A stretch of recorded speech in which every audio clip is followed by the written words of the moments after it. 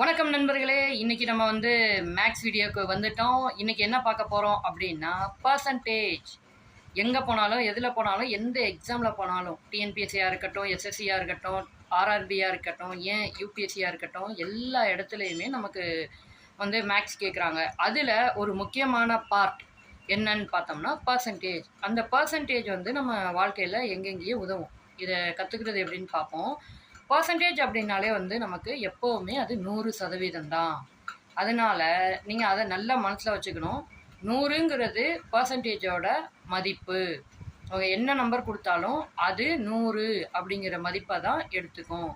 இப்போ வந்து நீங்கள் ஃபார் எக்ஸாம்பிள் ஒரு டிஎன்பிஎஸ்சி தேர்வில் 276 மார்க் வாங்கிடுறீங்க. மொத்தம் 300 மார்க் இருக்குது அப்படின்னா அதுக்கான பர்சன்டேஜ் சதவீதம் என்ன அப்படின்னு எப்படி பார்க்கலாம் தெரியுங்களா? 276 பை 300 பெருக்கல் 100 அப்படின்னு பார்க்கணும். மேலையும் கீழையும் எதெல்லாம் ஈஸியாக கேன்சல் பண்ணலான்னு பார்க்கும்போது நமக்கு கீழே 2 ஜீரோ இருக்குது, மேலே 100லேயும் 2 ஜீரோ இருக்குது. ரெண்டையும் அடிச்சு விட்ருவோம். அடிச்சு விட்டோம்னா 276 பை 3 அப்படின்னு இருக்கும். 276 பை 3 சிம்பிளிஃபை பண்ணோம்னா 3ஆலே பண்ணலாம். முதல்ல 27 எடுத்துப்போம். 27 எத்தனை 9 இருக்குது, 9 3 இருக்குது. அப்போ 9. 6ல் எத்தனை 3 இருக்குது, 2.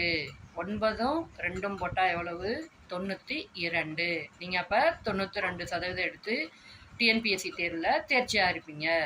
இப்படி தான் வந்து பர்சன்டேஜ் வந்து பார்க்கணும். இன்னும் வரக்கூடிய வகுப்புகளில் வந்து இன்னும் எளிமையாக நிறைய கணக்குகள் நம்ம பார்ப்போம். தேங்க்யூ.